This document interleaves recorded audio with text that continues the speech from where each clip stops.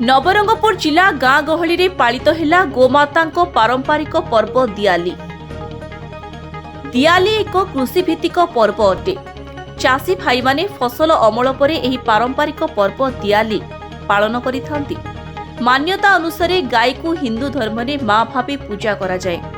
धान अमल परे पौष मासरे नवरंगपुर जिला डाबुगा अंचल रे भिन्न भिन्न दिन भिन्न भिन्न स्थान रे दियाली पर्व पालन करा जाए। गाँ रे बौलानी यात्रा परे गोमाता को दियाली दिन नैवेद्य दे पूजा करा जाए। घर और द्वार को विभिन्न प्रकार झोटी दे धला और रंगमाटी रे सजा जाए। गौड़िया माने बाद्यर ताले ताले नृत्य करी घर घर बुलंती।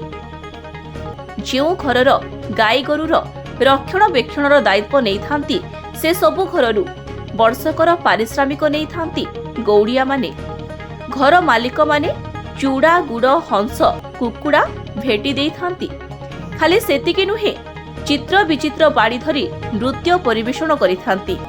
दियाली समय जो बाड़ी धरी नृत्य परिवेषण करि थांती सेही बाड़ी को बाना डांग कुहा जाए। एहार रंग कला और धला थाए। धीरे धीरे एही परंपरा लुप्त हेबाकु बसिलानी, किंतु आज भी एही पारंपरिक पर्व गुड़िक आम नवरंगपुर जिलार गाँ और पल्ली अंचल रे धूमधाम रे पालन करा जाए। दियाली दिन सखाळे घरे थिबा समस्त गाई गोरु को गाधोई खेचुड़ी और बिरी पिठा खाइबाकू दिया जाए। एहा परे साही पड़िशारे लोकों को प्रसाद बंटन करा जाए। केउ आदिम कालरू डाबुगा अंचल रे एही पर्व पालन करा जाउछि, किंतु प्रचार प्रसार अभावरू ए सबु आदिवासी मानक पारंपरिक पर्व गुड़िक लोकलोचन को आसी पारुनी। नवरंगपुर मिहिर शंकर पात्रंक रिपोर्ट, स्वास्तिक न्यूज।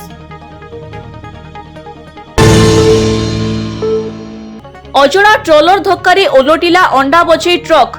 आज अपराह्न बाणपुर बालुगांव 16 नंबर जातीय राजपथ अंतर्गत धुआळ छक ओभरब्रिज उपरे एक अंडा बोझेई ट्रक दुर्घटनाग्रस्त होई मझी रास्तार ओलटि पड़िछि।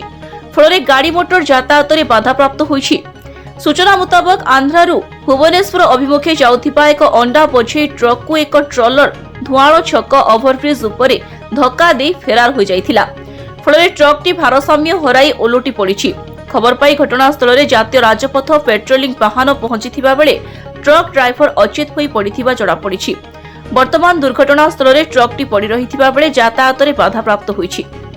खोर्धा चिलिकारू सूर्यकांत साहूंको रिपोर्ट, स्वास्तिक न्यूज।